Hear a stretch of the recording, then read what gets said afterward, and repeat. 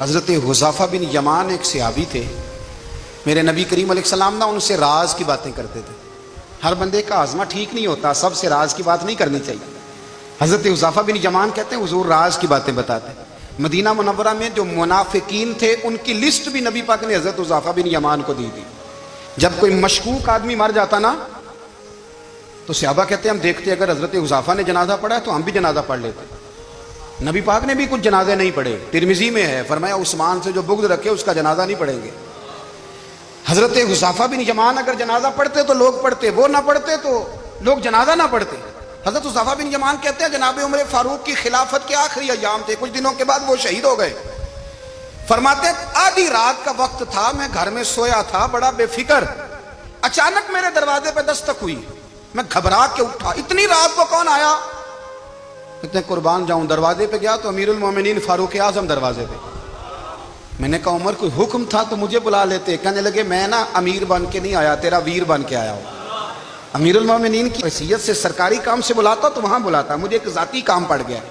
کہتے ہیں میں نے عمر کو گھر کے اندر بلا کے چارپائی پہ بٹھایا، میں نے کہا حضور میں غریب آدمی، میں کیا آپ کے کام آ سکتا ہوں؟ تو کہتے ہیں انہوں نے نا مجھے ساتھ بٹھا لیا، پھر میرا ہاتھ پکڑ لیا، کہنے لگے تو عمر کو جانتا ہے؟ عمر جھوٹ نہیں بولتا، تو جانتا ہے؟ عمر وعدوں کا پکا ہے۔ کہا حضور جانتا ہوں۔ کہا میں اس وقت آیا ہوں جب دیکھ بھی کوئی نہیں رہا۔ حضرت حذیفہ بن یمان کہتے ہیں پریشان ہو گیا، حضور پہلیاں نہ بجھوائے، مہربانی کر بتائیں کدھر آئے ہیں؟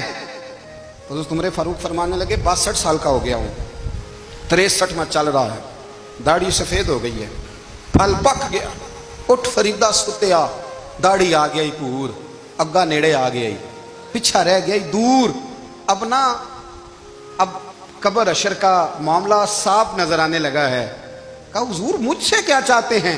حضرت عمر رو پڑے، کہنے لگے آج میں عشاء کے بعد نکلا ہوں تو نبی پاک کے صحابہ مجھے نیک کہہ رہے تھے، پھر میں نے بچوں کی ماں سے اور بچوں سے بھی پوچھا ہے، وہ بھی مجھ سے راضی ہیں، پر حذیفہ تیرے ساتھ نبی پاک راز کی باتیں کرتے تھے، سچ بتا کہیں عمر کا نام منافقوں میں شامل تو نہیں؟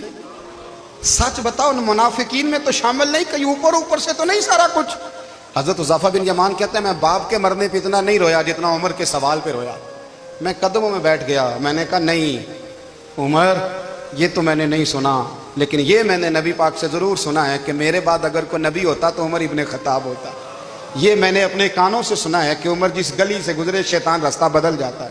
یہ میں نے اپنے کانوں سے سنا ہے کہ 950 سال حضرت جبریل جناب عمر کی شان بیان کریں تو پھر بھی بیان نہیں ہو سکتا۔ یہ میں نے ضرور سنا۔ دوستو ساری زندگی حضرت عمر نے اگر دوسروں کا محاسبہ کیا تو اپنا اور اپنے بچوں کا بھی کڑا خیال رکھا، اپنی ذات پر بڑی توجہ دی۔